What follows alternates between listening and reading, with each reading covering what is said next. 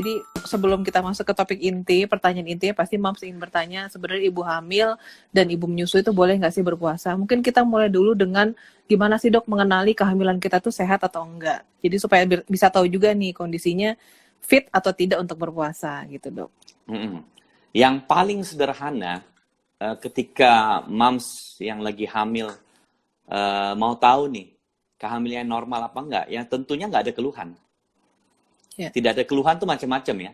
Tidak ada keluhan mual, tidak ada keluhan perut kram-kram, tidak lemes berlebihan, tidak pusing, tidak enak badan, maksudnya tidak ada perasaan tidak enak badan. Itu yang paling sederhana. Nah, memang untuk pastinya itu harus dibantu dengan pemeriksaan dokter. Seperti itu ya. Ya minimal kan kalau dokter kandungan itu dengan pemeriksaan USG untuk memastikan nih si janin bertumbuh sesuai dengan usia kehamilannya. Seperti itu. Nah, tetapi kan kadang-kadang orang mau tahu nih, saya nih gimana ya, bisa puasa apa enggak? Saran yang paling baik adalah, kalau bisa, kalau memang mau berpuasa, itu didiskusikan sama dokter kandungan. Jadi mungkin pada saat sudah menjelang bulan puasa, ada waktu kontrol gitu ya, disesuaikan. Jadi tanya nih, dok, saya kira-kira gimana nih, siap puasa nggak nih? Nah, tetapi kalau kebetulan ada moms di sini yang hamil trimester pertama masih mual-mual, makan susah, lemes, itu nggak perlu ke dokter. Kalau sudah dikasih obat, minum aja obatnya dan jangan puasa, karena udah jelas itu kondisi lagi nggak optimal gitu loh. Ya kan? Kalau ada yang begitu pula di trimester 3 nih, aduh, saya kok gampang capek ya, dikit-dikit badan kan panas nih, tambah gede, dikit-dikit pengen minum dingin, bikin apa seger. Kira-kira gimana ya, kuat gak ya kalau berpuasa? Ya jangan puasa, udah jelas-jelas itu lagi butuh mungkin cairan lebih banyak, perlu nutrisi lebih banyak, dia sendiri nggak yakin jangan puasa. Karena hakikatnya dalam agama Islam, wanita yang hamil diperbolehkan untuk tidak berpuasa jika dia tidak sanggup, gitu loh. Itu dia, itu kunci utamanya itu di situ tuh. Iya. Jadi dilihat juga kita tuh sebenarnya yakin gak sih dengan kemampuan kita dok, karena sebenarnya udah dapet nih keringanan. Ibu hamil boleh nggak berpuasa. Sekarang tinggal kita nilai diri kita ya dok ya, fit apa tidak untuk berpuasa kurang lebih belasan jam itu ya dok ya. Jadi gini Mbak Ira, berbicara berpuasa, itu kan hakikatnya menahan diri. Iya kan? Nah, cuman mungkin dalam bentuk lahirianya menahan diri dari makan, minum, berhubungan suami istri, yang kayak gitu kan. Itu hakikatnya. Nah, termasuk sebenarnya kalau kita mikir-mikir, menahan diri untuk memaksa jangan berpuasa. Kan kadang-kadang ada orang, aduh saya harus puasa nih, saya harus bisa fullin, atau saya nggak mau bayar utang puasa kebanyakan. Wah, dia nggak bisa menahan diri dari itu berarti. Iya kan? Jadi menahan diri itu bukan cuma untuk berpuasa, tapi menahan diri juga untuk tidak berpuasa karena dia ada kondisi tertentu, dalam hal ini mungkin hamil. Mungkin agak sedikit berbeda sama menyusui. Menyusui itu si bayi ini udah nggak di dalam rahim, ya kan? Jadi si ibunya doang nih, tiba-tiba ibunya loyo banget ya, cuman ibunya doang yang paling asinya kurang dikit. Bayinya bisa dikasih susu formula atau yang lain gitu ya, atau susu ASI yang sudah ditampung gitu loh. Tapi yang benar-benar lebih harus diperhatikan adalah pada wanita yang lagi hamil, karena kondisi anak di dalam rahim itu tidak ada yang tahu pasti kayak gimana itu kondisi dia selain Allah, selain Tuhan, gitu. Tapi jika ada nggak sih memang kondisi dirasakan tidak mampu. Tapi ada nggak sih dok kondisi kehamilan yang udah nggak boleh gitu, misalnya kayak kehamilan kembar sebaiknya jangan, atau kehamilan dengan keluhan misalnya anemia itu jangan, itu udah ada nggak sih dok kategori seperti itu? Jadi gini, pertama yang boleh berpuasa pada semua kondisi kehamilan yang normal, gitu loh. Nah, normal ini juga macam-macam ya. Kalau anemia jelas tidak normal. Itu udah jelas. Terus dia ada hipertensi, jelas tidak normal. Dia mual muntah, jelas tidak normal. Nah, terus kembar gimana nih? Nah, kembar ini ada pengecualian. Karena hamil kembar ini, energi yang dibutuhkan oleh badan itu lebih besar. Nah, nutrisinya juga barangkali sedikit lebih banyak gitu loh. Jadi, itu menjadi bahan pertimbangan khusus ibu-ibu yang hamil kembar. Atau hamil multiple, istilahnya kembar 2 ataupun 3 triplet, apalagi itu harus diperhatikan tuh. Dia bisa apa enggak? Nah, kalau saya mau hamil 1 single ataupun multiple, Asalkan dia normal, tidak ada keluhan-keluhan yang tadi, saya itu menyarankan kayak tadi nih, ada pasien juga nanya, ini minggu depan udah puasa, saya gimana dok, boleh nggak puasa? Nah, sama kita bilang, pertama, cobalah berpuasa di waktu-waktu yang eh, eh, santai, contohnya weekend. Cuman kan mungkin Ya, semenjak pandemi ini banyak WFH ya, jadi cenderung tidak iya, secapek kayak orang ke kantor gitu ya. WFH ini kan yang bikin capek pikiran kan ya. iya banget Gaji dok. dipotong, ya kan. Ini itu kan capek pikiran tuh. Sedangkan kalau beberapa tahun lalu barangkali orang semua normal, cuman kan capek harus bangun pagi, ngantor, pulang macet sore-sore untuk ngejar-ngejar buka puasa, capeknya di fisik. Sekarang ini capek kita banyak di psikis. Nah, tetapi lebih mendingan gitu loh. Setidaknya kita nggak usah capek di jalan Iya, gitu ya. Nah, cuman bagi buat moms yang masih iya, harus pergi kerja, nggak WFH, cobalah berpuasa itu jangan tiap hari, itu nomor satu. Terus kemudian kedua, kalau memang memungkinkan, di waktu-waktu akhir minggu, pada saat dia lebih santai. Itu semua dengan iya. catatan kehamilannya normal dan dia sanggup. Itu catatannya itu. Hmm, Jadi kalau umpamanya iya, kehamilan tidak iya, normal ya biar weekend, biar kapan ya jangan puasa lah. Itu kan namanya iya, melawan kita keikut sama ego kita. Padahal puasa itu kan untuk menekan kita punya ego salah satunya. Seperti iya, itu. iya. Baik. Nah, pertanyaan Mm-mm. selanjutnya dok, tadi udah dapat lampu hijau, asal sehat, boleh dan mungkin merasa kita prima. Tapi ada nggak sih dok tipsnya untuk mungkin ada komposisi makanannya diubah atau digeser atau kayak gimana? Itu ada tipsnya nggak sih dok? Sebenarnya kalau berbicara itu udah banyak kita bisa temukan ya. Kita ulang-ulang kali juga sama teman Bumil udah beberapa kali bikin video tentang tips berpuasa ini. Jadi gini, jadi kalau puasa itu kan identik sama yang namanya buka puasa dan sahur. Itu dua momen yang penting untuk Bumil, terutama yang mau berpuasa. Nah, kalau buka puasa, jadi gini, kita membedakan karbohidrat itu ke dalam dua kelompok. Karbohidrat yang bersifat simple dan yang bersifat kompleks. Kalau Iya, simple itu yang kayak sirup, ya kan?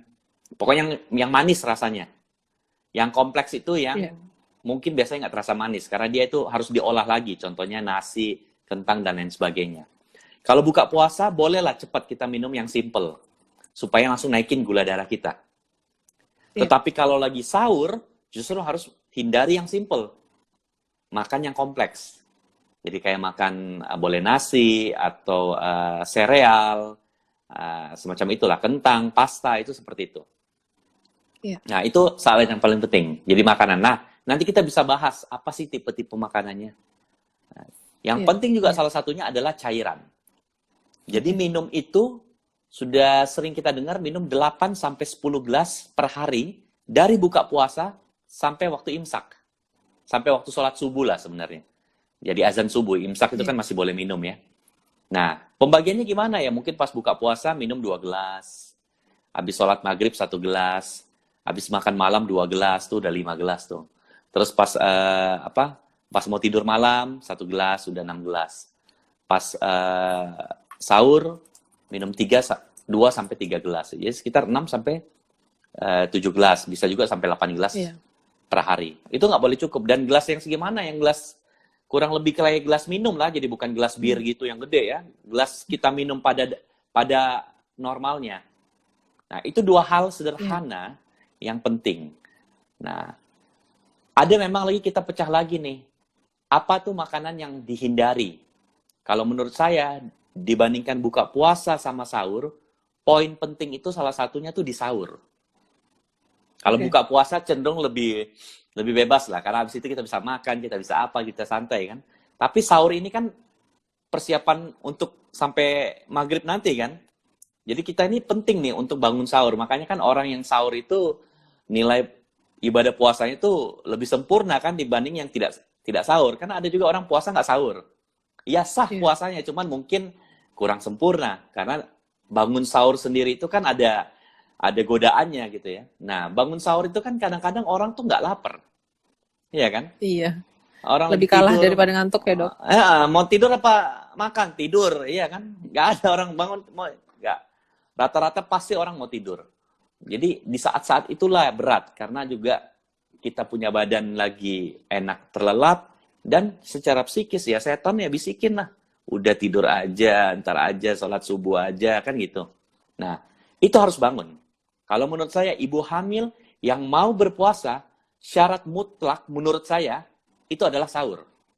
Jangan Iya, tinggalkan sahur. Karena itu iya, sahur iya, untuk modal Anda sampai buka puasa. Dan itu adalah modal Anda dan janin Anda. Janinnya mams di sini. iya, Nah, jadi itu tadi. Pada saat sahur, makanlah karbohidrat yang kompleks. Kompleks itu yang nggak manis. iya, Boleh nggak saya minum manis? Ya mungkin minum dikit boleh, tetapi jangan berlebihan. Seperti itu ya, kayak minum teh manis berlebihan itu jangan justru. Lebih bagus minum air putih, makan karbohidrat yang kompleks, dan hindari makanan-makanan yang bisa bikin kita kerepotan nanti di pagi dan siang hari. Biasa tuh makanan yang pedas, terlalu pedas ya, yang terlalu berlemak, yang santan-santan.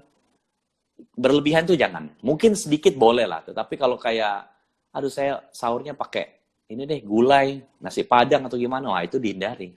Lebih bagus kalau kayak begitu iya, ya pas iya, waktu makan malam, kalau lagi pas kepengen makan nasi padang contohnya. Karena berbicara puasa pada ibu hamil, sekali lagi, momen sahur itu momen penting. Momen iya, sahur. Kalau buka puasa sih agak bebas lah. Lu mau minum makan korma, nggak makan korma boleh yang lain ya kan. Saya mau buka, saya mau minum manis, saya nggak suka langsung manis. Saya lebih suka air dingin, air putih yang dingin ya boleh aja. Itu nggak terlalu dikhawatirin. Tapi yang paling penting sebenarnya sahurnya ini. Sahurnya iya, ini yang tidak iya, boleh salah-salah gitu loh. iya, iya. Tadi ini sudah mulai banyak pertanyaan dari para moms dan hampir serupa, Dok. Banyak yang nanya, saya di trimester 1, di trimester 2, trimester 3, semuanya pasti sama. Boleh nggak sih berpuasa, Dok? Nah, gimana dengan ibu hamil muda dulu nih, Dok? Kita mulai dengan ibu hamil muda. Ini yang Ya, tidak ada keluhan mual muntah, tapi masih di fase istilahnya masih muda banget nih hamilnya. Boleh nggak sih, ya. Dok, berpuasa sebenarnya?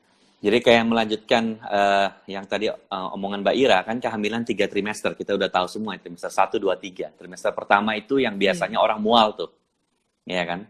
Nah, biasanya pada trimester pertama ini, kalau dia ada mual, memang sebaiknya harus berhati-hati dalam berpuasa.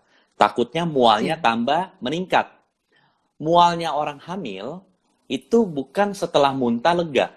Setelah muntah nanti dia masih nggak enak, malas makan, makin nggak makan, makin nggak minum, makin mual dia, makin tinggi asam lambungnya. Akhirnya nggak ada yang iya, bisa masuk dari mulutnya, mau nggak mau masuk rumah sakit, mau nggak mau di iya. apa namanya infus. Ya kan itu jadi pekerjaan, jadi PR. Sedangkan masuk rumah sakit di saat pandemi begini nggak kayak 2 tahun lalu. Ribetnya Iya, bukan kepalang gitu loh, periksa sana sini, nunggu sana sini di ruangan isolasi dulu, ribet, ribet pokoknya. Jadi itu penting ini kita tekankan untuk meminimalisir rawat inap di rumah sakit. iya, Nah, bagaimana kalau yang dia nggak mual? Boleh coba. Biasanya tuh kalau saya kasih tips ya, puasa itu kan momen-momen puasa itu di hari pertama, ya kan? iya, Hari pertama puasa. Suami bangun, sahur, kita bangun sebagai istri gitu ya, nemenin, mungkin nyiapin makanan, itu ikutlah boleh. Hari pertama. Hari kedua, iya, ya off aja dulu. Ya kan? Nanti kapan lagi puasanya? Mungkin pas menjelang weekend yang seperti saya bilang tadi. Di mana mungkin pengertian saya weekend, Sabtu, Minggu itu tidak terlalu banyak pekerjaan lain. Ya paling pekerjaan rumah doang. Untuk kantoran kan biasanya orang off ya. Kecuali kalau yang hamil di sini ada dokter kandungan juga, dokter anestesi, ya itu kerja 24 jam memang. Nah, jadi kalau buat ibu-ibu yang pada umumnya, kerjakan seperti itu dulu. Jadi bertahap. Atau bisa dia selang-seling atau selang 2 hari. 1 hari puasa, 2 hari tidak puasa. 1 hari puasa, 2 hari tidak puasa. Untuk membiasakan iya, dirinya. Jadi karena berpuasa ini kan memang, saya pernah ngomong juga di videonya teman Bumil, buat kita-kita nih yang sudah berpuasa dari kecil, itu memang puasa itu kadang-kadang juga ngangenin gitu ya. Walaupun capek sih, iya. biasanya 1 minggu pertama kangen, nanti setelah sudah pertengahan puasa tuh orang baru menghitung hari. Aduh 14 hari lagi, 13 hari lagi tuh udah capek tuh puasa tuh. Nah, jadi kalau di awal-awal puasa tuh orang masih semangat memang. Ya kan? Nggak apa-apa, kerjakan di situ. Nanti biasanya lewat setengah bulan, itu kan badan udah mulai makin capek. Yang tadinya puasanya ini ya Iya, makin dijarangin lagi. Ya bisa yang seminggu sekali atau seminggu dua iya. kali. Karena sekali lagi prinsipnya adalah memang betul ketika kuat boleh berpuasa. Saya pernah ngomong juga sama salah satu ustadz tuh. Malah dibilang berpuasa jika sanggup. Cuman kita harus mencocokkan ilmu-ilmu agama itu tentunya disesuaikan dengan ilmu medis dan itu pasti jalan beriringan itu tidak mungkin bertolak belakang ya. Nah, jangan sampai tiba-tiba kita membahayakan kehamilan ya. Tiba-tiba dia tidak muntah di trimester pertama, tahu-tahu karena nggak makan, asam lambung udah keburu Hmm. tinggi, dengan obat udah nggak bisa, dengan obat minum mau nggak mau dia dirawat. Nah, sekarang kita Iya, masuk di trimester kedua. Trimester kedua cenderung lebih aman lah, belum terlalu banyak iya, ini ya. Biasanya lebih enak lah. Jadi trimester kedua itu di mana-mana selalu dibilang enak. Makanya istilahnya baby moon itu kan trimester kedua. Karena orang cenderung lebih santai. Badan, psikis tuh paling oke di trimester kedua. Nah, trimester 3 nih. Trimester 3 ini perlu kalori yang cukup banyak. Ibu udah lebih gampang capek. Nah, ini juga tricky nih. Gimana? Menurut saya kurang lebih sama seperti trimester pertama perlakuannya untuk berpuasa. Gitu loh. oh, Bahkan oke, oke. jadi kalau menurut saya trimester pertama dan ketiga kurang lebih mirip-mirip gitu loh. Jadi kalau mau puasa diatur. Bagaimana nih kalau udah mau deket-deket lahiran, Dok? Ya, umumnya kan trimester 3 kan bisa dari 7 bulan sampai mau 10 bulan kan?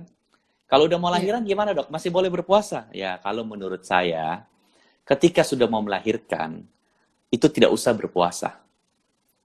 iya. Karena apa? Melahirkan itu ibarat orang mau tanding triathlon gitu loh. Renang 1 kilo, lari 20 kilo, naik sepeda berapa puluh kilo gitu loh. Apakah dia berpuasa? Jawabannya enggak, karena dia perlu ngatur stamina gitu loh. Ya kan? Iya, Dan harus diingat, proses persalinan juga adalah ibadah.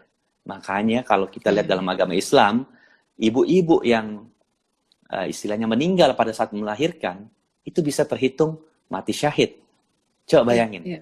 Orang yang ikut triathlon, tenggelam dia di laut, mati, nggak mati syahid.